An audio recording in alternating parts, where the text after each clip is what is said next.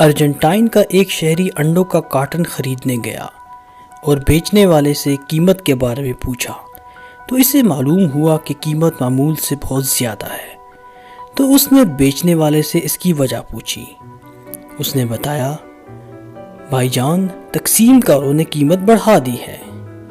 شہری نے خاموشی سے انڈوں کا کارٹن لیا اور اسے واپس جگہ پر رکھ دیا اور کہا، انڈوں کی کوئی ضرورت نہیں، وہ انڈوں کے بغیر رہ سکتے ہیں۔ اور یہ کام تمام شہریوں نے بغیر کسی مہم اور ہڑتال کے کیا۔ لوگوں نے قبول نہیں کیا تھا کہ کمپنیاں انہیں بلیک میل کریں۔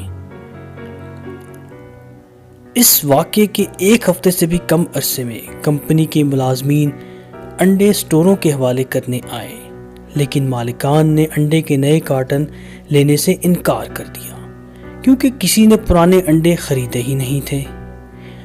کمپنیوں نے لوگوں کی ضد پر اصرار کرتے ہوئے کہا کہ یہ احتجاج چند دنوں میں ختم ہو جائے گا اور لوگ انڈوں کی معمول کی خریداری پر واپس آ جائیں گے، لیکن لوگ ضد پر تھے۔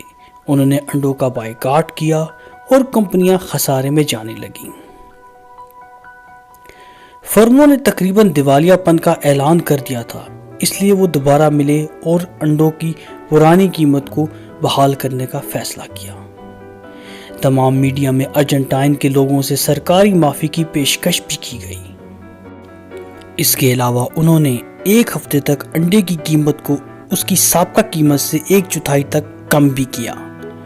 دوستو، یہ ایک سچی کہانی ہے، کوئی تخیل یا افسانہ نہیں ہے۔ ہم بحیثیت عوام کسی بھی شے کی قیمت کو کم یا بڑھا سکتے ہیں، صرف ہماری مرضی سے، کوئی مہم یا ہڑتال نہیں۔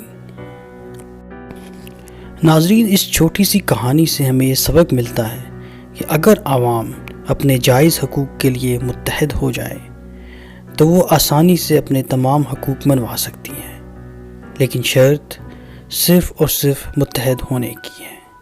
امید ہے کہ آپ کو یہ کہانی پسند آئی ہوگی۔ سننے کے لیے بہت شکریہ۔ اللہ حافظ۔